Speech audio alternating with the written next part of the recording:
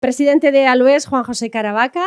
Saludo también al resto de la Junta Directiva de hoy, por supuesto, a nuestro conferenciante, a Pablo Nieto Vidal y a todos ustedes, señoras, señores, muy buenas tardes, bienvenidos, bienvenidas a la 15ª conferencia de ALUEX, enmarcada, ya saben, dentro de su ciclo de conferencias ALUEX, un proyecto de futuro. Saludo también a algunos conferenciantes que veo por aquí que nos acompañan. Muchísimas gracias. Bien, con la conferencia de hoy nos vamos a adentrar en un nuevo capítulo de este ciclo de conferencias, en concreto en el que dedicamos al arte. Y es que el arte siempre, siempre tiene cabida y tiene un hueco en el corazón de la asociación. La conferencia de hoy, la de este lunes 27 de febrero, se presenta como una gran oportunidad. Una oportunidad para acercarnos a la figura de Juan de Borgoña, pero de una manera diferente, ya que lo vamos a hacer a través de una de sus obras, pero más aún en concreto lo vamos a hacer a través del conocimiento de cómo ha sido el proceso de restauración de una de sus obras, como decimos, el retablo de Alcaraz. Bien, y para conseguir este conocimiento, que va mucho más allá del de un autor o de una obra, nos vamos a dejar guiar precisamente por el autor de la restauración, por Pablo Nieto Vidal, al que ya les voy a presentar. Es licenciado en Bellas Artes por la Universidad Politécnica de Valencia y título propio en Conservación y Restauración de Bienes Culturales. Dirige desde el año 2004 la empresa El Parteluz Restauraciones y Rehabilitaciones, dedicada a la conservación y restauración del patrimonio. Bueno, les tengo que adelantar que el currículum de Pablo es amplio, por lo que en esta breve presentación no vamos a incluir toda, sí una parte de sus trabajos, lo suficientes para darnos cuenta de su gran talla. Ha llevado a cabo la restauración de más de 300 obras en los últimos 20 años, ha colaborado en el montaje de exposiciones tan importantes como Salcillo, Testigo de un siglo, Ignacio Zuloaga, colección privada de la baronesa Thyssen, el bodegón español en el Prado o Miró, entre otras. En el campo de la imaginería religiosa ha restaurado más de 200 tallas, entre las que se encuentran la Virgen de la Esperanza en Calasparra o la Dolorosa de Roque López de los Coloraos de Murcia. Especial importancia tienen las restauraciones de algunos pasos de Semana Santa para lugares en los que la Semana Santa es tan importante como Ellín, Tobarra, Calasparra o Murcia, de autores tan importantes también como Cuyot Valera, Víctor de los Ríos, Roque López, Francisco Salcillo, José Díez, Lozano Roca o José Zamorano, entre otros. También en el campo de la pintura mural y el retablo ha restaurado pinturas murales en la iglesia de Santiago de Pliego, en Murcia, el altar mayor de la iglesia de Nuestra Señora de la Asunción de Jorquera, ya saben, en Albacete, o las pinturas murales en el Santuario de Cortes, también en nuestra provincia. En el terreno del patrimonio inmueble se han realizado intervenciones en la Ermita de los Remedios de Aína, en el Castillo de Taivilla, en Nerpio, en los Ojos del Diablo del Castillo de Tobarra o en la Ermita del Cristo de la Antigua, también en Tobarra. Bueno, por último, podríamos seguir, pero por último vamos a destacar el tema que precisamente nos ocupa, la restauración íntegra del retablo mayor de la Iglesia de la Santísima Trinidad de Alcaraz, en Albacete, que en total está compuesto por 8 tablas de Juan de Borgoña, introductor, ya saben, del Renacimiento en Castilla, y de una veintena de imágenes de finales del siglo XV, principios del XVI y de marcada tradición hispano-flamenca. Ahora ya sí, les dejamos con Pablo Nieto Vidal, como siempre, y va a ser así. Vamos a disfrutar de esta conferencia. Cuando quieras, Pablo. Bueno, buenas tardes a todos y gracias por haber venido. Deciros que la conferencia va a estar dividida en 2 amplios bloques. Intentaré no alargarme mucho, pero hay que pensar que son 2 años de 6-7 restauradores, historiadores, carpinteros, tallistas, de gente trabajando en un retablo, y es difícil condensar eso en tan poquito tiempo. De los 2 bloques, el primero va referido a lo que es el retablo de Alcaraz, cómo era y cómo nos lo encontramos nosotros, y el segundo será centrándonos en la obra de Juan de Borgoña. Pues comenzamos. La foto de la izquierda podéis ver el retablo que nos encontramos cuando llegamos a Alcaraz, y en la derecha el final de la restauración. Como veis, no tiene absolutamente nada que ver. Y ese retablo se hace en origen. Lo primero que tenemos, la primera pintura que aparece en la parroquia de Alcaraz son estas pinturas góticas que están detrás del retablo. Esto es lo que había. Se ve que era algo provisional o algo decorativo hasta que se pudiera conseguir financiación. Y cuando se consigue financiación se decide encargar a Juan de Borgoña un retablo para el altar mayor. Si hablamos de Juan de Borgoña podemos hablar de Cisneros, de Salcedo, Berruguete, de los Reyes Católicos. No me puedo extender. Son nombres que nos van a sonar y nos van a ir apareciendo durante la conferencia, pero no puedo extenderme en ellos. Pero sí, Juan de Borgoña es el pintor que está trabajando en ese momento de la mano de Cisneros en la Catedral de Toledo. Estos son dos retablos que está haciendo por aquella época, realmente bonitos, con mucha importancia, con unos dorados interesantes, las pinturas maravillosas, y entonces seguramente a través de Salcedo se le decide encargar a Juan de Borgoña un retablo. El texto es traído por Aurelio Petrés, que es del libro de fábrica donde aparecen los pagos a Juan de Borgoña, lo tenemos aquí, con lo cual sabemos que fue él el que lo cobró, por lo tanto fue el que lo hizo. Y bueno, ¿qué tenemos seguro de esa época en el retablo de Alcaraz? Pues tenemos 17 tallas de diferentes tamaños, 2 más grandes, que son la Inmaculada y la Santísima Trinidad. Tenemos 9 de un tamaño intermedio, 3 de ellas son las que conforman el Calvario, y 6 pequeñas. Y luego 8 pinturas sobre tabla. De ese encargo, Juan de Borgoña hace esta maravilla. ¿Vale? Estos son piezas, quien no haya visto el retablo, cada tabla de estas tiene casi 2 metros de altura y son las que forman el retablo. Imaginaos el aplomo y la personalidad y la calidad de las pinturas. Aquí tenemos la Anunciación, tenemos la huida a Egipto, el nacimiento, la maravillosa tabla de Jesús entre los doctores de la Iglesia, una pieza sensacional.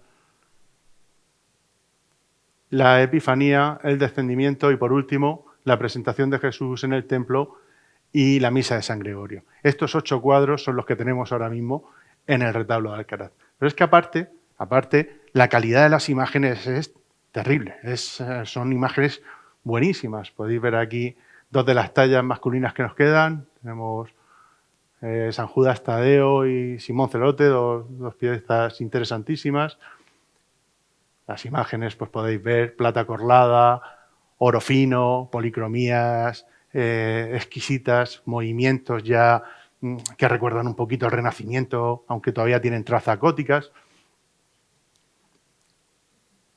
De muy diferentes calidades y de muy diferente ejecución. Podéis ver que no tienen nada que ver a veces una pieza con otra. Evidentemente serán varias manos las que las tallen. Yo he luchado desde el principio cuando he hecho esta restauración y la he conocido y la he tenido entre las manos en que no se puede separar el retablo, no se puede decir que hay 8 obras de Juan de Borgoña y que no sé cuántas esculturas, sino que lo que tenemos es un todo. Hay una obra de arte, la obra de arte es el retablo, por cierto, hecho para el sitio donde está, con lo cual todavía tiene más empaque el hecho de decir, tenemos esto, se hizo para acá, el autor lo pensó para acá, lo dimensionó para aquí y ahora lo tenemos ahí para verlo. ¿Por qué no son, si las imágenes y todo se le encarga a Juan de Borgoña, por qué las policromías de las imágenes no son de Juan de Borgoña? Yo creo que son de Juan de Borgoña. ¿El por qué? Él está 4 o 5 años antes de hacer este retablo en la Catedral de Toledo, policromando imágenes junto a Berruguete del altar mayor del retablo de Toledo. Con lo cual, si está haciendo eso, ¿por qué cuando le encargan a él un retablo para hacerlo en Alcaraz no policroma él las imágenes? Pues yo creo que sí, que lo hace. Además, hay... cuando digo que la obra es un todo, pues se dan detalles, como podéis ver, que la colorimetría, los estudios de color de las piezas son pues exactamente los mismos en las esculturas que en las pinturas. Trabajamos con carmines, los interiores de los mantos, de las túnicas, los mantos en azules, los verdes en detalles, como veis ahí en el hombro de San José y en el hombro de la Virgen. Bueno, pues siempre los colores son muy parecidos tanto en las esculturas como en las pinturas. Además, en las esculturas y en las pinturas se dan detalles de este tipo, como los cuellos de las blusas, hechos exactamente iguales. O detalles como estos dos niños Jesús con el coral colgado en el cuello, que evidentemente es un detalle de pintor, no es una cosa de un equipo, sino que posiblemente sea del mismo pintor.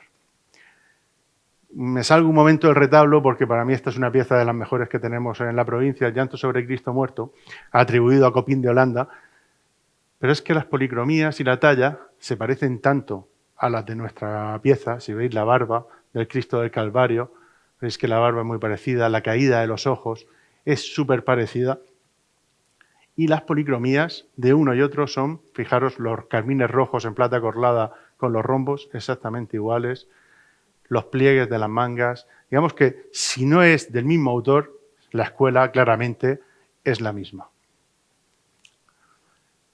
Una cosa muy graciosa de todo esto, evidentemente son suposiciones mías, que lo he tenido de cerca, pero no tiene por qué ser, es por qué no en esta tabla de la presentación de Jesús en el templo, que tenemos aquí, estas dos figuras que aparecen detrás, pues Juan de Borgoña, cuando hace esa presentación de Jesús en el templo en el retablo de Toledo, según Isabel Mateo, que es la mayor experta en Juan de Borgoña que hay en el mundo, dice que este es el infante Juan y esta es la Isabel la Católica, la reina Isabel la Católica. Y aquí abajo nos aparece esta figura en nuestras tablas de Alcaraz y esta. ¿Por qué no? Ella puede ser Isabel la Católica y ella Juana la Loca o Juana I de Castilla. Porque si las ampliamos y las acercamos, realmente es que se parecen. Realmente se parecen bastante. Por no decir a Juana, que es con otro retrato que tiene, que se parece muchísimo. Entonces, es posible incluso que tengamos representados a la familia real en el retablo de Alcaraz, lo cual sería pues todavía algo más romántico, ¿no? Y más bonito el hecho de tenerlo ahí. ¿Está completo el retablo? ¿Era más grande? ¿Había más tablas? ¿O hubo algo más? Según Leticia Ruiz, que dio una conferencia hace poco en Albacete, parece ser, ella piensa que podía ser más grande. Pero realmente no lo sabemos, no podemos saberlo con la información que tenemos. Lo que sí sabemos es que en el año 1676, dice, sobre Limosna se renovó este retablo. Siendo vicario, se renovó el retablo, es decir, que se restauró. Y aquí es donde yo pienso que se desmontó el retablo entero. Hubo un problema, posiblemente un incendio, pero se desmontó el retablo de nuevo. Se hicieron piezas nuevas. Se fue cuidadoso con las tablas, lo cual es normal, porque una cosa es que pasen mucho tiempo y las tablas estén estropeadas y se pinten, se toquen tal, pero como no había pasado demasiado tiempo, 100 y pico años, se sigue teniendo cuidado con las tablas. ¿Puede ser por un incendio? Yo creo que pudo ser por un incendio. Y esto es lo que se hizo, que es a lo que nosotros hemos llevado el retablo. ¿De acuerdo? Esto es cómo teníamos el montaje original. Evidentemente nos faltan las cresterías, donde veis las franjas azules, por eso pienso que es un incendio, porque no están, porque lo más fácil de quemarse, lo que está separado del retablo dejando aire y en madera fina, son las cresterías. ¿Vale? ¿Cómo pudo ser en origen el retablo? Pues mi teoría, que puede ser como cualquier otra, no digo que sea la correcta, tenemos esta calle central que nos falta, la tenemos en rojo porque no tenemos ninguna tabla original, pues esta y esta tabla son de oro fino de la época del retablo. Mientras que estas 5 de aquí arriba, estas 3 y estas 2, son de épocas distintas. ¿Qué hicieron? Pues coger las tablas doradas de las calles centrales, repartirlas y hacer nuevas estas. Posiblemente lo normal es que toda la calle central fueran las imágenes principales con el oro fino y el resto de las calles las imágenes fueran 2 a 2. Por eso, si habéis visto el retablo, ahora mismo da la sensación en origen de que las imágenes son muy pequeñas para los paños tan grandes que tenemos. Es porque posiblemente fueran de ahí para arriba, de 2 en 2 las imágenes, y aquí tuviéramos otras 2 pinturas sobre tabla. Yo creo que es lo más posible. ¿Qué le pasa al retablo después de hacer esa renovación, ¿vale? Esa restauración en el siglo XVII? Pues es que el retablo estaba estropeadísimo. Si no sabemos muy bien la alteración, quizás por las resinas que tenía, es un retablo que estaba muy estropeado. Estaba así realmente, o pensamos que estaba así, a ese nivel. Realmente lo que estoy haciendo es poner la restauración al revés, ¿de acuerdo? El proceso justo al revés de cómo se ha dado, ¿vale? De cómo lo hemos hecho. Entonces, podéis ver que lo que nos encontramos, cómo estaba el retablo después de quitar las cosas que había encima, es que estaba estropeadísimo. ¿lo veis? Muy sucio, muy estropeado, con el oro craquelado y calcinado por zonas. Como podéis ver cómo está quemada esa imagen. Y además los colores azules, que dan muchísimos problemas, luego ahora os explicaré un poco por qué, estaban realmente deteriorados. Pues según Miguel Ángel Sánchez, que publicó esto hace poquito, en el año 1775, se pidió permiso para arreglar el retablo y restaurarlo, abrir un hueco para la hornacina, bueno, diferentes modificaciones. En cuanto a las analíticas no nos cuadra muy bien, pero en cuanto a la fecha con las analíticas, pues las analíticas nos hablan que los repintes pueden ser de principios del 19, pero bueno, tampoco hay tanta diferencia, 30 o 40 años podemos dar porque la modificación que sufrió el retablo fue en esta fecha. ¿Qué se hace? Pues se hacen, según pienso yo, se hacen las hornacinas verdes en el guardapolvo, se reutilizan las pinturas de nuevo, se reestuca todo de yeso de arriba abajo, se deja en blanco el retablo y se pinta de nuevo, se cambia el ático a algo más típico del barroco, un frontón distinto en vez de estar completamente recto, y se modifica la hornacina. Y todo ese trabajo se hace sin desmontar el retablo.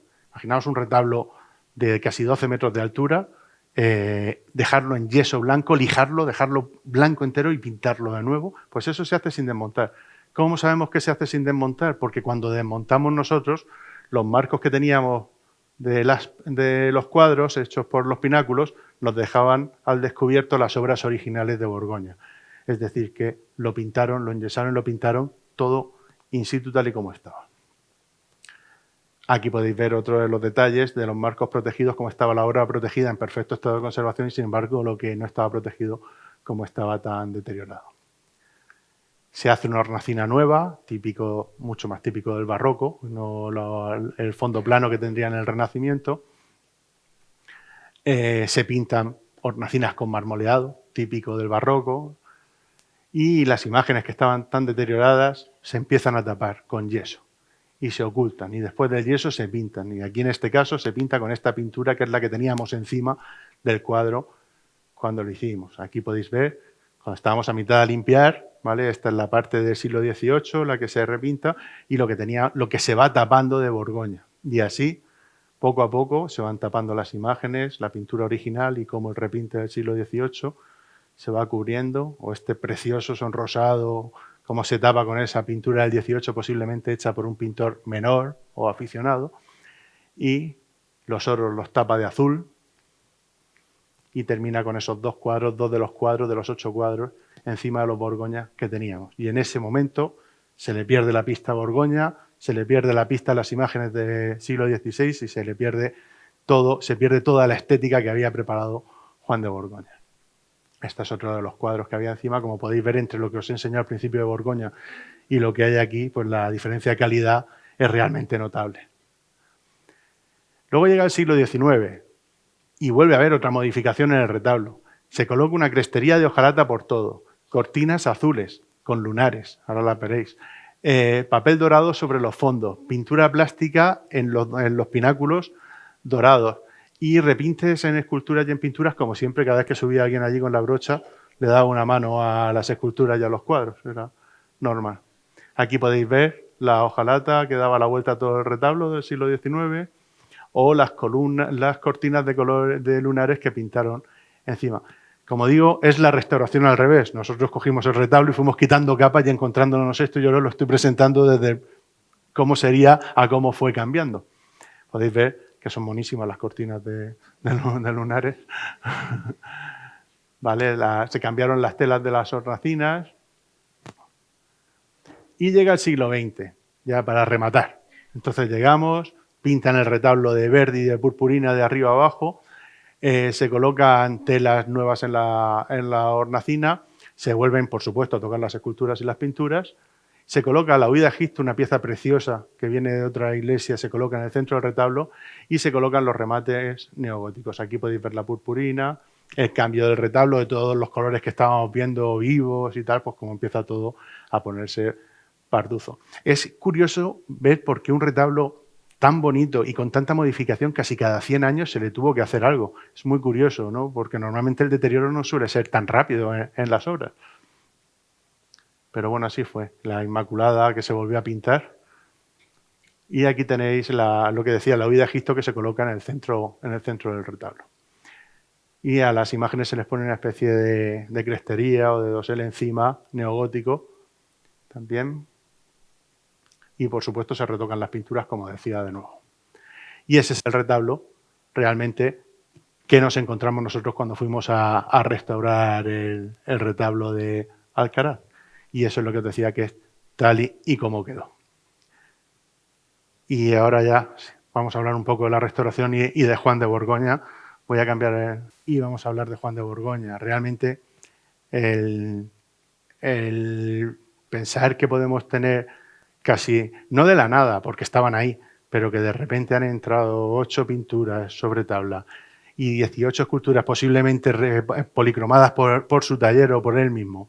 De golpe, pues claro, es tremendo, del pintor que estaba en la Catedral de Toledo en ese momento. Se han dado multitud de conferencias sobre Juan de Borgoña. Se han dado sobre el retablo, la historia, el contexto social, la parte artística. Bueno, hay un poco de todo. No me puedo introducir mucho. A grandes rasgos os diré Juan de Borgoña, cuando llega con su formación flamenca, parece ser que pasa por Italia, aunque no está aprobado, parece ser que pasa por Italia y se viene para España posiblemente en la última década del siglo XV. Está trabajando de la mano de Berruguete en la Catedral de Toledo y es un pintor interesante porque debe venir bastante joven y viene con las teorías muy aprendidas de lo que es la pintura italiana del 480 y todavía la influencia gótica que marca su aprendizaje. Características de su pintura fundamentales, pues que utiliza todavía elementos góticos, aunque el viaje a Italia, como decía, le hace tener una influencia ya bastante del mundo renacentista. Es un pintor sereno en los trazos, trabaja con mucha delicadeza, con mucha tranquilidad, en ningún momento hay algo que pueda ver agitado, es una pintura muy metódica. Como decía, la influencia flamenca la vamos a ver en sus obras bastante bien definida y la influencia italiana también en muchos de los rasgos. Dentro de los elementos renacentistas más importantes que vamos a ver, pues uno es el trabajo de los suelos. ¿Vale? Las obras empiezan a no ser planas, a tener profundidad, y esa profundidad, esa perspectiva empieza a buscarla a través del juego de losas en los suelos. Normalmente las manos son alargadas, aunque veremos que el taller era amplio y variado y hay de todo. Los rostros sí que suelen ser normalmente delicadísimos. Evidentemente los talleres no se le dejaba pintar caras a todo el mundo. Entonces los que pintaban las caras y las manos eran los pintores más finos o los maestros, ¿no? Pero en su caso, en toda la obra, ahora revisando estos días preparando la conferencia, es que tienen los rostros suelen tener una calidad realmente más que notable. Sin embargo, los niños, nosotros les decimos que son hombres pequeñitos, porque realmente los hace, no tenía demasiada destreza a la hora de hacerlos. Es muy interesante la llegada del Renacimiento, cómo empieza a trabajar entre las imágenes, entre las figuras que aparecen en los cuadros, cómo empieza a dejar espacio, cómo empiezan a crear diferentes distancias entre unos y otros, entre una escena y otra, creando realmente ventanas que cambian lo que era el gótico en ese momento, que eran cosas completamente planas. La importancia de los retratos es interesantísima. Hemos visto en la obra de Alcaraz figuras que aparecen, sobre todo en el cuadro de los doctores de la Iglesia, que aparecen las mismas figuras en la sala capitular en Toledo, en la Catedral de Toledo. Es decir, que posiblemente se retrataban ellos mismos y se ponían de personajes en los cuadros. Como decía, los juegos de arcos y profundidades empiezan a hacerse arcos derruidos, típicos del Renacimiento. Y bueno, todo el tema de los fondos azules delicados, el oro burilado y tal, todas esas los vamos a ver, todas esas características típicas del periodo de transición entre el gótico y el Renacimiento los vamos a ver ahora mismo en las obras. La suerte que hemos tenido en mi taller, en los restauradores, nuestro historiador, nuestro equipo de trabajo, la suerte que hemos tenido es que hemos tenido las obras muy cerca y las hemos tenido en todos los procesos. Y eso es una pasada a la hora de poder estudiar la obra de arte. Hemos podido analizar hacer analíticas químicas de todos los pigmentos y de todo el proceso de trabajo, con lo cual cuando vemos una obra, como nos ha pasado ahora con las 2 obras nuevas, bueno, las 5 que han aparecido en el Bonillo, pero 2 concretamente que hemos podido estudiar, podemos afirmar que también van a ser de Juan de Borgoña, o por lo menos el proceso de trabajo era exactamente el mismo. ¿Y cuál es este proceso de trabajo? Pues básicamente son estos 6 pasos que os voy a ir contando. El encolado de las tablas, siempre trabajan con madera de conífera, normalmente pino rojo, y la refuerzan por detrás con estopa y cola, ¿vale? Cola orgánica, cola de animal, de origen animal.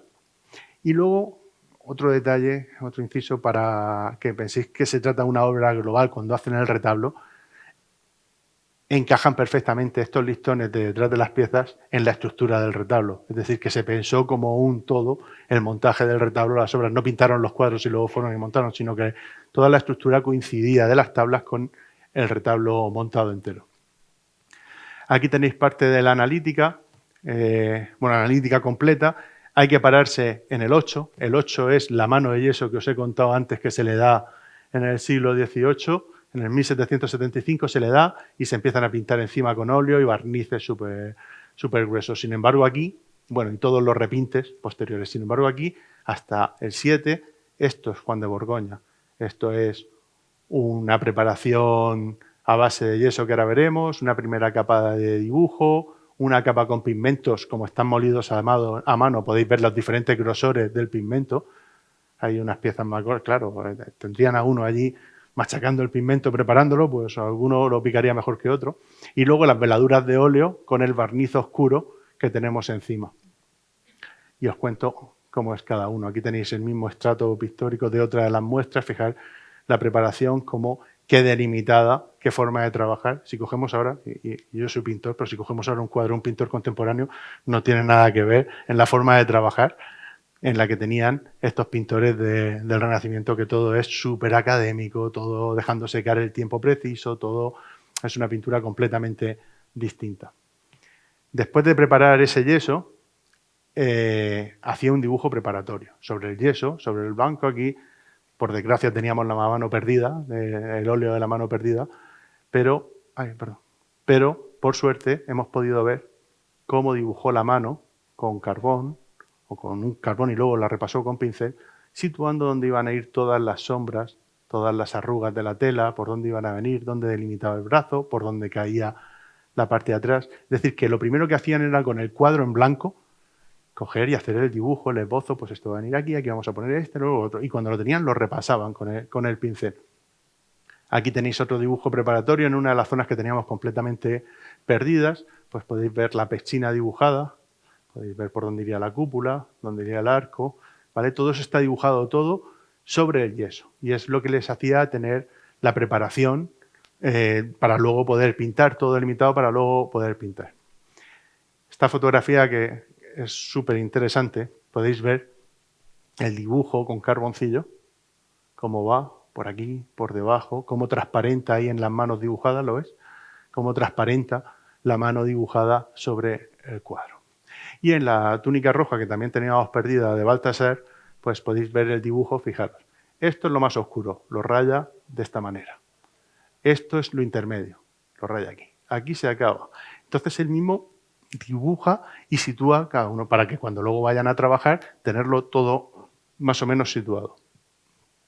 Los pigmentos que utiliza fundamentalmente, pues el albayalde y la calcita en los blancos, el negro carbón, el bermellón y la laca roja en los rojos, azurita complicadísima de trabajar, complicadísima, cardenillo y resinato de cobre en los verdes y luego la sandáraca, copal y colofina, sobre todo la colofina, como resinas para mezclar. Y aquí tenéis la cola animal que la utiliza, ahora os explicaré para qué. Porque lo que hace es una técnica mixta. Primero, sobre el dibujo que tiene hecho carboncillo, lo que hace es dar una base plana completamente, un color plano al temple. Aquí podéis ver que nos falta la veladura. El color original sería esto de aquí, y todo esto que estaba perdido nos deja una pieza roja de un solo color de base. O esta, que sería carmín entera, pues la teníamos perdida y aparece en un solo color de base. O, fijaos aquí, qué espacio de la montaña verde, que la teníamos perdida. Esto se quemó, se quemaron los estratos superiores y se quedó la base del temple. Y podéis ver que todo es color plano, el rojo es un color plano, el verde. Entonces, realmente cuando lo pintaban, cuando terminaban el temple, se quedaba todo completamente plano, sin nada de profundidad, colores lisos. Una túnica roja, rojo. Una blanca, blanco. Fondo verde, verde. Todo completamente plano. Aquí podéis ver el rojo sobre el carboncillo que os decía antes, cómo lo hacían completamente plano. Evidentemente, todo esto luego lo que hacían era darle unas veladuras de óleo encima. Por eso es una técnica mixta, un trabajo al temple con cola orgánica y encima con las resinas que decíamos, las veladuras de óleo. Y aquí podéis ver las veladuras de óleo, cómo sobre esa base roja, oscureciendo unas zonas y aclarando otras, a base de capas muy finas, muy finas, muy finas de lo que es una veladura, un aceite con el color, va dando las capas y va oscureciendo unas y dejando otras sin tocar y así consigue el efecto de las veladuras. Aquí podéis ver en los rostros como las veladuras sobre los blancos de carmín para conseguir esos pómulos son rosados o como en los verdes realmente va dejando esto prácticamente en la base verde clara, que es como sería toda la pieza verde clara, pero a base de dar capas y capas cada vez más, va cerrando la oscuridad del color y creando el volumen. Lo mismo en las carnaciones de San José, en esta tabla. Y lo mismo, fijaos, cuando tienen la suerte, que no ha sido el caso de Alcaraz, sí en muchas zonas, pero no en todo, de tener una tabla que no ha sufrido nada de Juan de Borgoña, pues entonces fijaros cómo eran las veladuras, qué preciosidad sobre un color plano, qué efecto era capaz de conseguir. Muy característico, a ver que no quiero alargarme mucho, muy característico de Borgoña es el tratamiento de la barba, el cabello y las pestañas.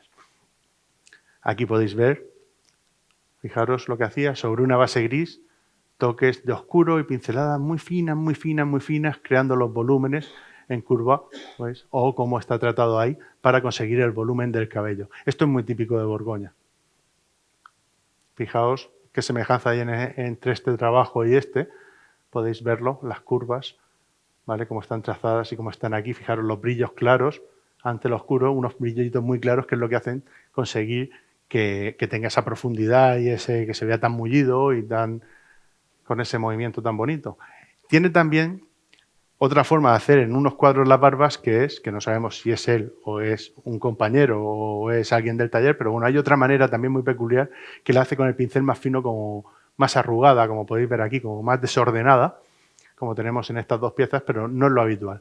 Y lo que sí es muy habitual en Borgoña es eso, ese golpe con el que hacen las pestañas. Si lo veis ahí, con un pincel de un pelo, una pincelada.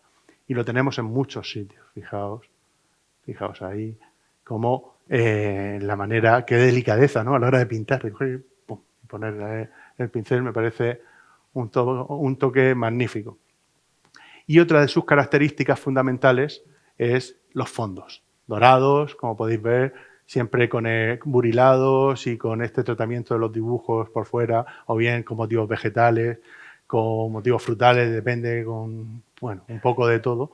Ahí podéis ver un detalle de uno de ellos, o este, quizás más grueso, distinto, con unas zonas rugosas hechas para conseguir brillos y mates en el burilado del oro. Hay que pensar que este oro posiblemente estamos en 1500 y poco.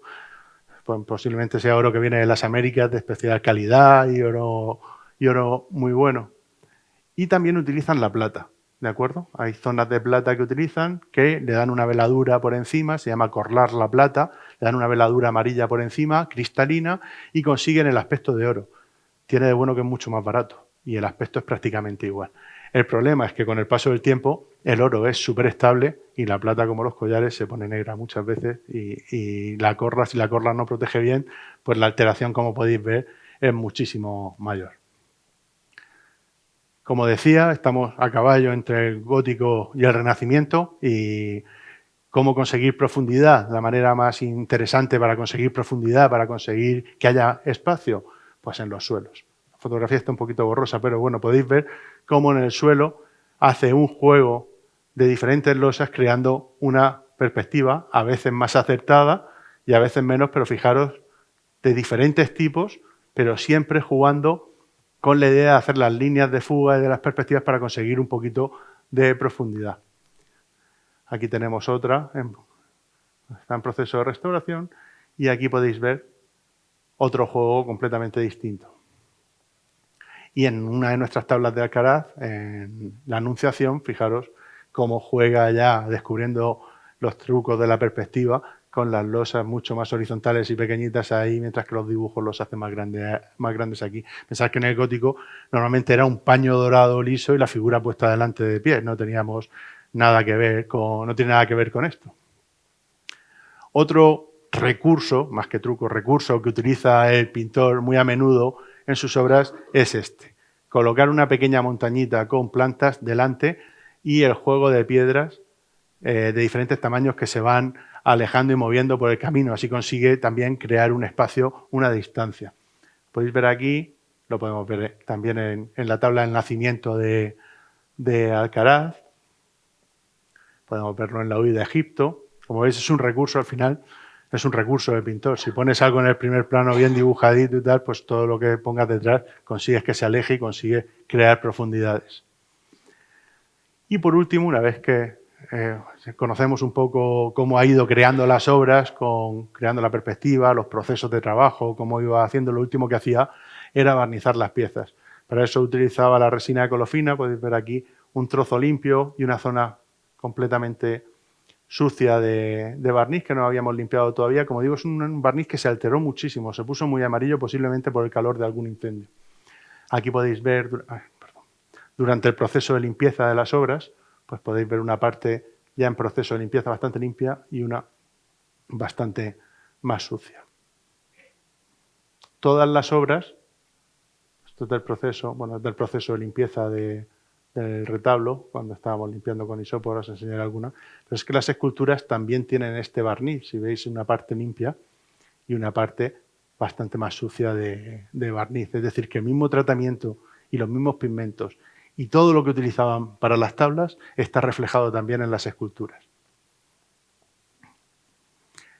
¿Si hace las cosas el maestro del taller? Pues nunca lo sabremos. Tenemos la tendencia a todos siempre de cuando hay una obra de un artista de esta época que es muy bonita, dice, eso es del maestro. Y si es mala, es del taller. O si hay una mano que le ha salido torcida, eso es del taller. Y, bueno, hombre, en principio se presupone que el maestro se equivocaría menos, pero puede que no le saliese bien algo a Borgoña o que tuviera un alumno muy aventajado que le hacía otras cosas, ¿no? Pero bueno, hoy en día cuando hablamos y estudiamos la obra de los artistas medievales, pues siempre cuando algo no es especialmente bueno, pues del taller y ya está, lo solucionamos. Pero es evidente que dentro de la grandísima calidad de estas dos piezas, las dos son de Alcaraz, de nuestro retablo, no están hechas por el mismo artista. No están hechas, el concepto es muy difícil que alguien que marca esta línea oscura, esta preciosa línea oscura que tiene en el párpado, aquí la tenga tan clara, que no delimita el párpado de abajo, aquí esté tan delimitado, que las proporciones de la boca, no sé, son tantas diferencias que evidentemente es muy difícil que esta obra la pintara el mismo artista. ¿Qué es el taller? Que probablemente el dibujo preparatorio lo hizo Borgoña y dijo, aquí vamos a poner a esta Virgen en esta postura, aquí en esta, aquí vais a hacer esto, aquí lo otro, dejarme las caras que yo las hago, o tú hazme esta cara, yo hago la otra. Es muy posible que fuese algo así, que la dirección fuese suya, pero evidentemente no son el mismo artista el que hace estas obras. Ni tienen nada que ver con el que hizo esa boca con las bocas anteriores que hemos visto. Por cierto, lo que os decía de la pestaña, es curioso. Como os decía, los niños no eran su fuerte, ni eran los fuertes de ese taller. Los niños de Borgoña no encontraron... Bueno, sí hay uno. El de la huida de Egipto, que es una virguería. Pero todo, el de la huida de Egipto de Alcaraz. Pero todos los demás que veo es que no consigo ver un niño bonito de Borgoña. Son personas mayores dibujadas pequeñitas. ¿Vale? Pero bueno, también puede ser una característica a la hora de estudiar al artista. Bueno, pues no, si la delicadeza en las manos para mí es, bueno, en algunos casos, increíble. Fijaros qué sutilidad a la hora de trabajar este conjunto de la presentación de Jesús en el templo. Fijaros qué manera de trabajar, de enlazar unas con otras, de hacer los cortes geométricos en los pliegues de adelgazar los dedos en las puntas. Bueno, la verdad es que esta zona del cuadro es una auténtica maravilla. Y estas, pues, las haría el aprendiz, ¿no? Esas del taller. Quiero decir, es lo que quería mostraros, que no todas las obras, cuando a Borgoña se le presuponen la cantidad de retablos que se sabe que hizo, que tenemos documentados que hizo, aparte de los que no estuvieran documentados, pues tendría un taller grande y habría cosas que serían de taller y cosas que no. Fijaros qué bonita el trabajo de... Pensáis, claro, estamos viendo una foto gigante, pero es que la manecita es así, ¿no? Y fijaros la delicadeza a la hora de trabajar. Es curioso, otra de las cosas que es muy interesante es cómo repite los modelos Borgoña a la hora de trabajar. Fijaros en el nacimiento de la tabla de Alcaraz, el ángel de arriba rosa, que por cierto es precioso, y en la sala capitular de la Catedral de Toledo, donde hizo las pinturas al fresco Borgoña, pues se parecen mucho y posiblemente tuvieran sus modelos con los que iban trabajando habitualmente para repetirlos en un sitio o en otro. O incluso que alguien dijera, ¿cómo me gusta el ángel que hiciste en aquel tal? Yo quiero uno como ese y me lo pintas aquí. Entonces, pues le pintaran algo parecido, es lo más habitual. Y avanzando en el trabajo, pues las obras de Alcaraz. Un conjunto, no sé, de todo lo que hemos visto de Borgoña como conjunto, yo creo que no hay nada en el mundo como esto. Hay obras muy buenas de Borgoña, pero es que estamos hablando, si alguien estuvo en la exposición de Alcaraz o en Toledo y las pudo ver expuestas, es que son muy grandes. Es que es una obra muy poderosa. Es que son más altas que yo y son enormes. Y yo soy grande, pero son grandotas. Y son espectaculares. Podéis ver lo que teníamos pintado encima, que hay una pequeña cata, ¿vale? Donde aparece la cabeza de la Virgen. Esta es la primera que empezamos, la primera obra. Y aquí hay una lectura que hizo, bueno, han seguido varios historiadores, aparte de Francho, que es nuestro historiador del taller, pues han seguido varios historiadores de fuera, han venido ajenos al taller, han venido y han estado colaborando y hablando sobre las tablas.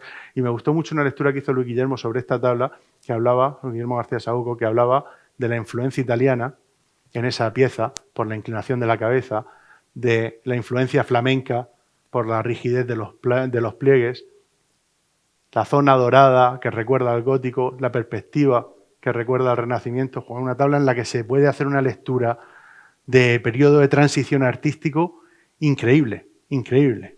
Lo tenemos todo ahí. Y lo que teníamos encima, pues evidentemente hemos tenido también una suerte. Imaginaros que lo que tuviéramos encima fueran unas pinturas bonitas, pues no habríamos podido deshacernos de ellas. Tenemos que habernos conformado con radiografiar y saber lo que teníamos debajo. Pero aquí hemos tenido la suerte de que lo que teníamos encima pues era bastante de una calidad que nos permitía documentarlo bien, guardarlo en un archivo y recuperar esta maravilla. En esta segunda tabla, el nacimiento, pues podéis ver el gusto por las escenas a la vez, porque están pasando varias cosas, todavía un gusto un poco medieval, pero sin embargo creando las profundidades, como estamos en la época del Renacimiento, renaciendo el arte clásico, pero están derruidos los arcos de medio punto, que es algo típico de esta época. Y luego esta foto que me resulta muy curiosa, ¿no? Porque es el cuadro San José y la Virgen adorando al niño, pero al niño del siglo XVIII, ¿vale? Porque estábamos a mitad de limpieza, entonces nos coincidían los dos cuadros en el momento y era como muy simpático el hecho de verlo. Fijaos qué delicadeza de obra. Quizás esta era una de las que peor estado de conservación teníamos, la Epifanía. Pues como podéis ver aquí nos faltaba la cara entera de Gaspar. Teníamos un montón de pérdidas. Quemado entero, como os he explicado antes, estábamos en las bases del temple rojo porque la veladura de carmín que teníamos encima estaba completamente quemada. El azul perdido, prácticamente entero. Pues en una tabla estaba súper deteriorada.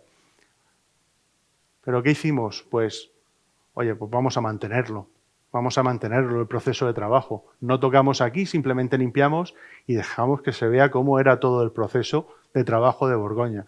A la distancia a la que está no estorba, se ve bonito y luego pues es una manera ¿qué hacemos aquí? ¿Repintamos de arriba abajo el manto y lo hacemos de nuevo? Pues tampoco estaría bien ni sería lo correcto, así que decidimos mantenernos. No teníamos cara de Gaspar, como digo. ¿Qué hicimos? Pues basándonos en un cuadro muy parecido que hay en la Catedral de Toledo, en el retablo de la Epifanía, copiamos las formas y dejamos con la barba, el cabello y la parte de arriba a modo de regatino, hecho con una técnica de diferenciación que hacemos habitualmente, dejamos la cabeza más o menos montada para que la lectura no sea muy agresiva, pero podamos verla. Y, sin embargo, en muchos de los fondos los hacíamos unas veces a regatino y otras veces con puntos. Eso es para diferenciar lo que hacemos nosotros de lo que es el original. Utilizamos las dos técnicas en función de la obra de arte. Lo que mejor se acoplaba a la obra, lo utilizábamos. Normalmente, cuando se hace un trabajo de esta envergadura, se sigue siempre un criterio. Todo regatino o todo puntos. Nosotros creímos que era mejor, en el conjunto y a la distancia en la que está, adaptarnos a las obras y en unos casos utilizar puntitos y en otros utilizar rayas para diferenciar lo que aportábamos nosotros del original.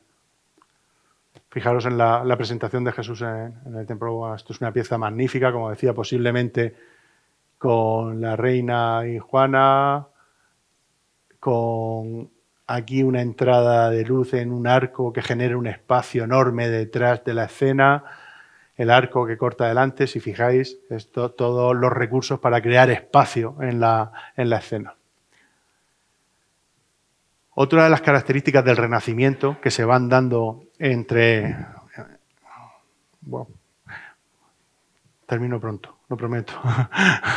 Bueno, otra de las relaciones que se da en el Renacimiento es la relación entre las figuras. Ya no estamos en el gótico, en el hieratismo de las figuras mirando adelante, prácticamente todo como muy rígido, representando una forma, sino que empieza a haber relaciones entre aparte del espacio y la profundidad, relaciones. Fijaros qué bonita la secuencia de San José entregando los dátiles al niño en la huida a Egipto, pues qué familiar, ¿no? Qué manera más familiar, más humana de hacerla, ¿no? Pues más renacentista. Y ese, por cierto, ese es un niño bonito. Ese es el que decía que era de los... Bien, para mí, la gran joya, junto con la Anunciación, la gran joya que tenemos en Alcaraz es esta tabla. Es una tabla magnífica. Fijaros, está todo el Renacimiento ahí. La entrada de luz con el arco, el artesonado creando profundidad arriba. Los personajes a diferentes alturas creando un espacio. Una escena detrás que aparece en una habitación grande. O sea, es tremenda la obra. Y luego, en la exposición, bueno, si tenéis el catálogo de la exposición de Alcaraz, se ve como este personaje aparece en 3 cuadros distintos de Borgoña. O sea que posiblemente fuera uno de los pintores que estaba con ellos, o uno de los donantes, o un amigo que quería retratar y lo retrataba normalmente en los cuadros. Y este también aparece en otro, en la sala capitular. O sea que pensábamos, incluso comentábamos, que podrían ser los pintores que estuvieron trabajando allí, que se representaron como los doctores de la Iglesia. Y la ascensión que teníamos encima pintada, que como digo, pues la calidad nos permitía poder eliminarla con facilidad. Aquí podéis ver qué rostro, ¿verdad? Que, por cierto, la pestaña. Y que la pestaña, qué rostro más divino, más delicado y más bien hecho a la hora de pintar. Es claramente una persona. Esto no es una pintura gótica idealizada de un personaje que aparece, un doctor de la Iglesia. Esto es un tío como cualquiera de nosotros, que nos han cogido, lo han hecho ahí, ¿no? Lo han pintado ahí. Y esa humanidad queda reflejada muy bien en los rostros de esta pintura. La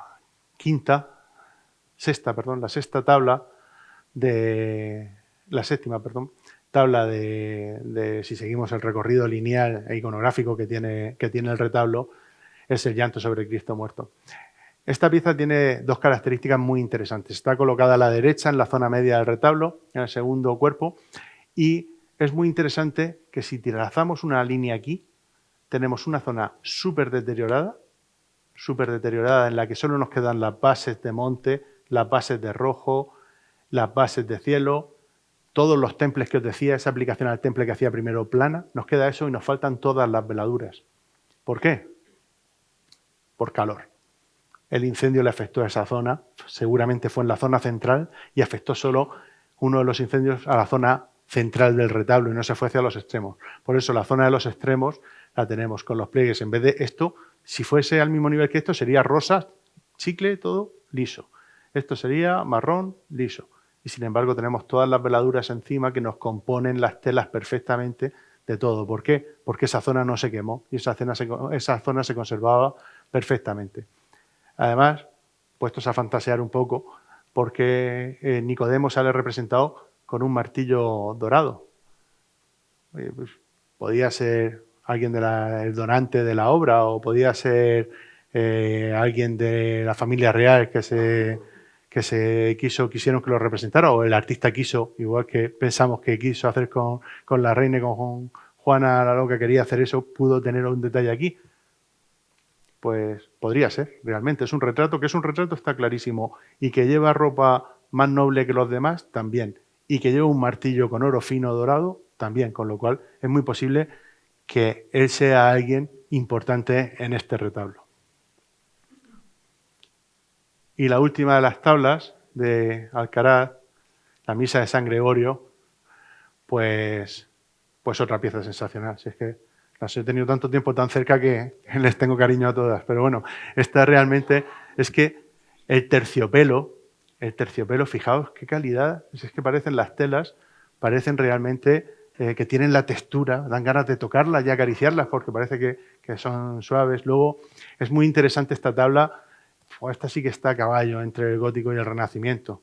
Un arco gótico aquí flamígero, detallitos pequeños de los Arma Crucis puestos todos aquí, pequeñitos, todos los elementos de la pasión, hasta pequeñitos, y sin embargo están ahí. Esto es una cosa bastante gótica, el hecho de colocarlo ahí tan pequeñito en una obra plana. Sin embargo, tenemos aquí unas pechinas y una cúpula redonda con un arco medio punto creando espacio, un arco medio punto delante, es decir, estamos todo la parte renacentista. Entonces esta tabla es que está completamente a caballo entre los dos periodos.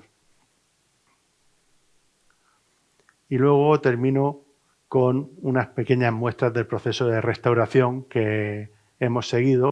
Pues podéis ver que curiosamente las tallas de madera, bueno, si conocéis un poco, normalmente se hacen encolando trozos de madera y luego se tallan. Sin embargo, las de Alcaraz eran todas de un mismo tronco. Y podéis ver, todo es un mismo tronco. Si seguís la veta de la madera no hay ningún corte. Entonces, era muy curioso el hecho de poder ver que cogían un tronco, partían por la mitad para que encajase y sobre eso tallaban la pieza. Aparte de mirar la delicadeza, normalmente en las esculturas, cuando radiografiamos esculturas del siglo XVIII, XIX y especialmente del XX, tenemos estratos de yeso muy, muy gruesos. Sin embargo, los estratos de yeso que tenemos en esta radiografía y en estas esculturas son realmente mínimos. Es que no hacía falta más. Eran tan delicados trabajando y tan metódicos que no tenían prácticamente correcciones con el yeso. Son, creo que casi 12 metros de alto, no me acuerdo el ancho, creo que eran 8 por ahí, y esa es gran parte de la limpieza de este retablo ha sido así. Bisturí en mano y venga a quitar estratos. Imaginaos, la de horas, la de días, la de semanas y la de meses que hemos estado con eso. Podéis imaginaros el tiempo. Pero claro, cuando estás limpiando oro, no puedes utilizar disolventes polares porque te lo cargas. Pero cuando estás en temples, no puedes utilizar nada graso porque le puedes atacar más. Cuando estás en las veladuras de óleo, no puedes utilizar los alcoholes y las acetonas. Es decir, era tan complicado porque estás quitando cosas, a veces no sabes ni lo que tienes debajo, que al final la manera es coger una lupa, coger un bisturí, ir poco a poco adelgazando las capas hasta llegar al original con el cuidado de no tocarlo y poder sacarlo. Era muy lento, ha sido muy delicado, pero nos ha permitido tener ahora las obras de Juan de Borgoña prácticamente completas porque el daño que le hacíamos era mínimo. Esta foto me gusta mucho, una foto pues debe ser de principios de los años 20, del siglo XX, y podéis ver, esto explica muy bien por qué podían venir producidos los incendios. Explica muy bien. Estas telas con las velas tenían que arder y además nos explica muy bien por qué no teníamos las tablas calcinadas. Teníamos las tablas con la superficie quemada por zonas. Tenemos la veladura final quemada por zonas. ¿Por qué? Porque es un incendio rápido. que hace, sube y quema en superficie, pero no profundiza. Con lo cual, muchos de los incendios pensamos que vienen determinados por las telas porque eran incendios muy superficiales y poco profundos. Y esta puede ser una de las causas, claramente, bueno, aparte de que estuvieron 500 años iluminados, bueno, 400 y pico iluminados con velas.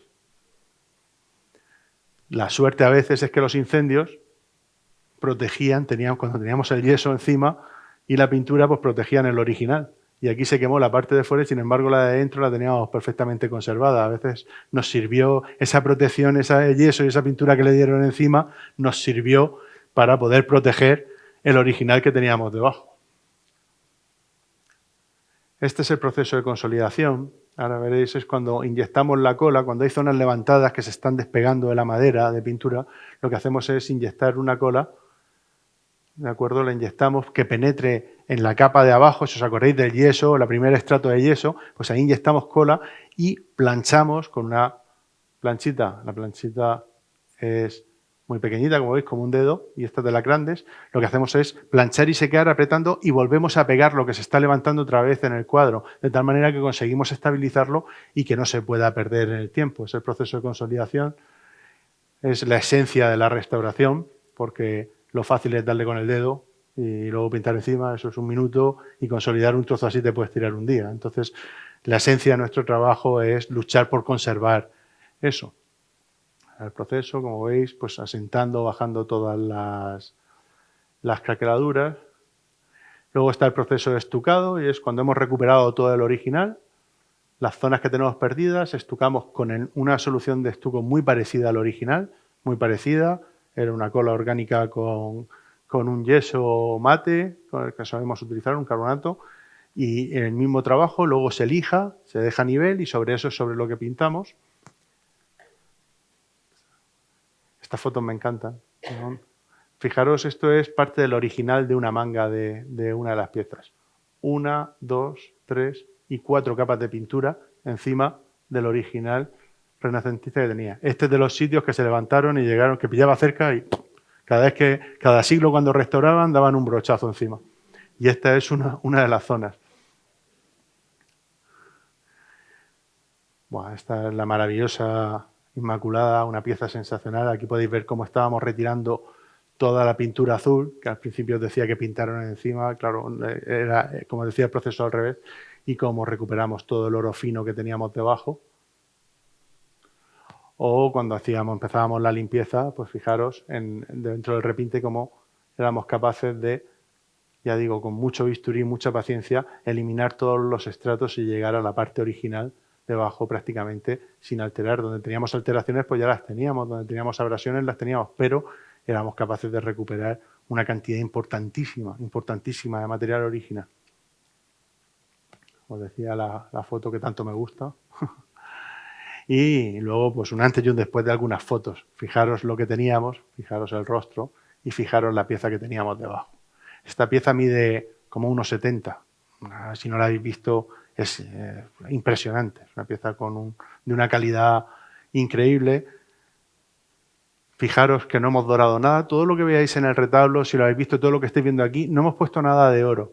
Es decir, el oro, hemos decidido no dorar nada en el retablo. Lo que se ve de oro es todo material original. Nosotros no hemos dorado nada.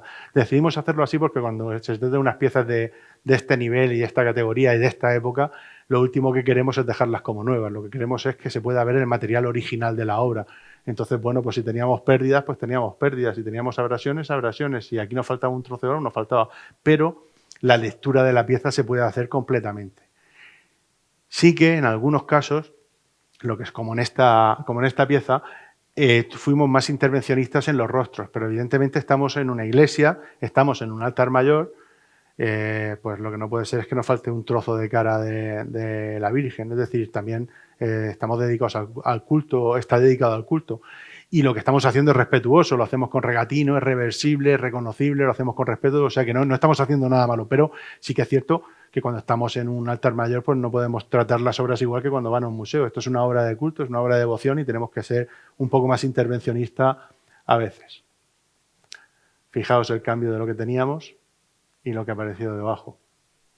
Es que a veces parecen increíbles, ¿verdad? El cambio de las piezas.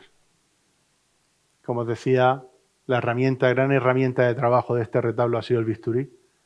Los cientos de cuchillas de bisturí que hemos cambiado para poder ir adelgazando las capas.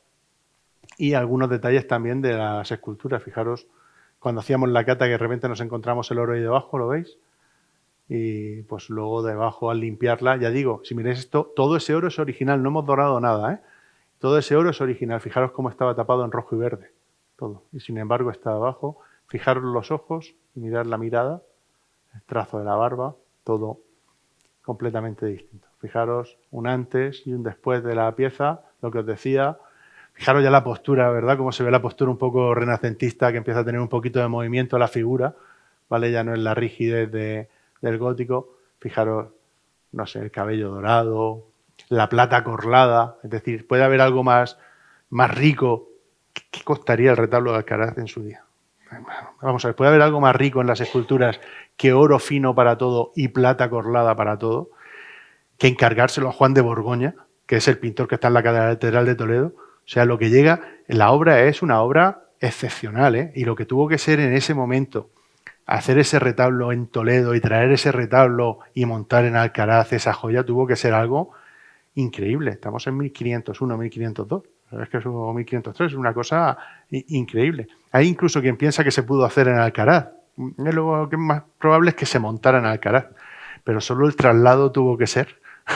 Imaginaros el traslado, cada cuadro pesa casi 100 kilos, entre 80 y 100 kilos.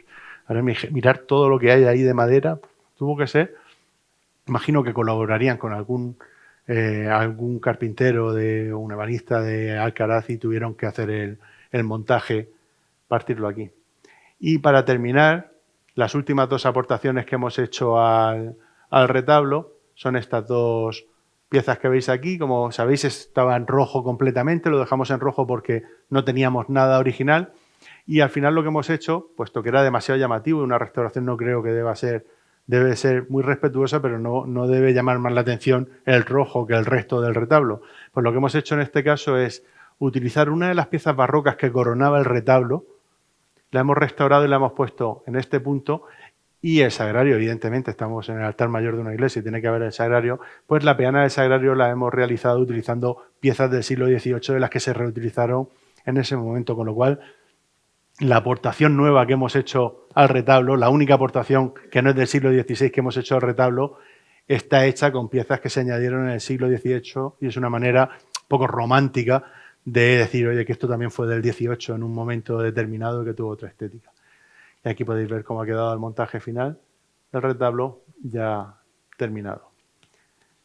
Y bueno, termino simplemente contando una pequeña malicia. Como sabéis que todo el tema del bonillo, que está también de actualidad, que han aparecido unas tablas, 5 tablas del siglo XVI, 2 de ellas posiblemente de Borgoña en el bonillo, pues habéis visto muchas zonas de ellas. No os puedo decir cuáles son, pero todo lo que habéis visto es de Borgoña y varias de esas fotografías que habéis visto aquí son del retablo del bonillo, que se va a presentar el 1 de abril y bueno, pues ya sois los primeros que las habéis visto. Lo que pasa es que no os puedo decir cuáles son, pero todo lo que habéis visto en Borgoña y varias fotografías de ahí son del bonillo, con lo cual yo creo que va a ser otro golpe muy fuerte y otro impacto muy fuerte para la zona, porque pensad que son 13 cuadros entre Alcaraz y el bonillo, 13 cuadros de finales del 1500, del 1400, principios del 1500. 13 cuadros de golpe y porrazo. Esto explica que la obra pictórica en la provincia no era una cosa de paso. Es que hemos duplicado la obra. Se ha duplicado más la obra de esa época en la provincia. Tenemos más del doble de la que teníamos en cuestión de unos meses. Y lo que implica eso es que las relaciones eran mucho más fluidas a nivel artístico con Toledo, que era el gran centro, de lo que pensábamos en un momento determinado, que parecía que estábamos aquí, que no nos había llegado nada, o que nos lo habían robado todo, o que lo habíamos perdido todo, ¿no? Pues hay cosas, y tuvo que ser Albacete en ese momento, y sobre todo la zona de Alcaraz y el Bonillo, bastante rica y tener unos muy buenos contactos para tener ese patrimonio que se ha encontrado. Estoy encantado de responder preguntas, porque me encanta mi trabajo, así que espero que les haya gustado. Bueno, muchísimas gracias, Pablo.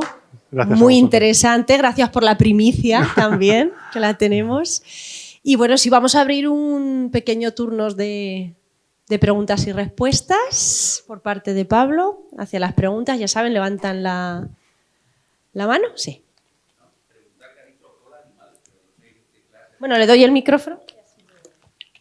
No, que te he oído decir cola animal. Sí. Pero ¿qué clase de cola y de dónde se saca de los animales para hacer esa cola? Es la cola de conejo que utilizamos habitualmente de moler huesos. Se molían huesos, se trataban, se filtraban, se le añadía agua y se generaba un pegamento. Con el colágeno, con el tuétano, todo eso se generaba, con los cartílagos se genera un pegamento, que es lo que actualmente utilizamos como cola de conejo. Y los temples también se hacían así. La primera capa plana de pintura también es con cola orgánica. Y los yesos nosotros los seguimos haciendo con ese tipo de cola. Se utiliza habitualmente. Tenemos otra pregunta por aquí. Una pregunta muy concreta. ¿Podrías indicarnos el coste de la restauración y quién la ha sufragado? La obra, el coste, creo que está don Ramón, el párroco, por aquí, creo que estaba en torno a 180.000 euros, ha sido la restauración, y ha estado sufragado por la Junta, la Diputación, ha colaborado el Ayuntamiento de Alcaraz, el Obispado y la gente de Alcaraz con sus donativos. No sé si me dejo a alguien, don Ramón. 3 núcleos. La Junta, a través de la Consejería de Educación y Ciencia, una parte importante, el Obispado otra parte y la gente de Alcaraz con donativos que nos han aportado una parte muy sustanciosa valorando su patrimonio y cuidándolo, a través de la parroquia, claro. Luego el Ayuntamiento y Diputación han colaborado, pero externamente con otras cosas también a veces necesarias, pero no imprescindibles. Es a nivel económico, sin valorar, bueno, cada uno valora su trabajo y ve, pero es muy interesante lo que puede proporcionar esto Alcaraz. Es decir, también hay que valorarlo, lo que proporciona, los puestos de trabajo que puede generar en turismo, en restaurantes, en el movimiento, la repercusión. Es decir, cuando tratamos patrimonio hay que medirlo de una manera distinta, ¿no? Hemos recuperado unas piezas realmente sensacionales que quedarán para siempre y va a haber, no es una cosa que podamos medir la repercusión en un año. Habrá que esperar años y años de visitas de gente viniendo a ver realmente qué ha podido, qué hay ahí y qué publicidad tiene. Entonces, bueno, con el patrimonio, pues, tema económico, pues siempre es delicado.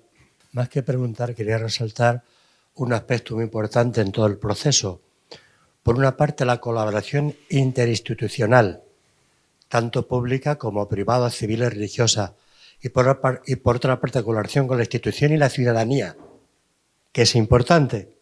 Estamos acostumbrados a que nos lo den todo, lo subvencionen todo, a que la gente lo haga. Aquí hemos conseguido una cosa para mí muy importante y es esta interacción de unas instituciones con otras, ¿no? No ha costado mucho interactuar, ha sido trabajoso pero fácil. Al final la obra, gracias a todos. Al principio el planteamiento fue así, 3/3 fue el planteamiento. Institución pública, iglesia y la gente. Y más o menos, cambiando un poco las cantidades, pero más o menos ha sido así. Quiero destacar también para quien quiera iniciar estas tareas, no son fáciles, pero al final son más satisfactorias que si todo te lo dan hecho o nos dejan solos para hacer lo que el pueblo por sí solo no puede hacer. ¿Alguna pregunta más? ¿No? ¿Ninguna? Bueno, voy a preguntar yo, no es habitual, pero me interesa muchísimo saber qué ha supuesto profesional, por supuesto, pero también personalmente emprender este impresionante trabajo. Ha sido increíble. Increíble primero a veces te sentías apabullado, ¿no? Sabes que hemos hecho reportajes en revistas italianas, han salido publicaciones en Francia, en España, en todos sitios, ha sido muy tensionante a veces. Luego, a ver, yo trato las obras de arte todas igual, es decir, no puedes tratar una mejor por ser un Borgoña que una virgen o una escultura que tiene alguien en su casa, es decir, al final tienes que tratar con cariño y con respeto lo mismo, pero es inevitable a veces pensar que tienes veintitantas obras del siglo XVI metidos en tu taller, y es una presión muy grande y que son obras únicas y que nunca han visto la luz, además que sabes que van a ser juzgadas por especialistas de todo el mundo, porque esto ha ido a Toledo, a la exposición de Toledo, ha ido a verlo todos los especialistas en pintura del XVI de España posiblemente. Han ido a verlas, a cotejarlas y tal. Entonces, evidentemente eso te presiona. Por otro lado, pues la satisfacción de hacerlo, todo ese sufrimiento, toda esa presión, todo ese sufrimiento, a veces todas esas noches sin dormir pensando a ver si nos van a robar, a ver si me he dejado puesto el calefactor, toda esa presión que tienes se olvida. Y ahora estos días que he estado preparando la conferencia y ahora que estoy aquí con vosotros y la vuelvo a ver, pues será el trabajo de mi vida, posiblemente, dudo que haya otra cosa tan espectacular que se pueda dar. Lo del bonito también es importante, pero es que esto es apabullante, es tremendo. Y para mí ha sido increíble hacerlo. He disfrutado muchísimo. Lo he sufrido y lo he disfrutado. Y ahora solo me acuerdo de lo que he disfrutado, así que genial. Pues muchísimas gracias, de verdad. Gracias.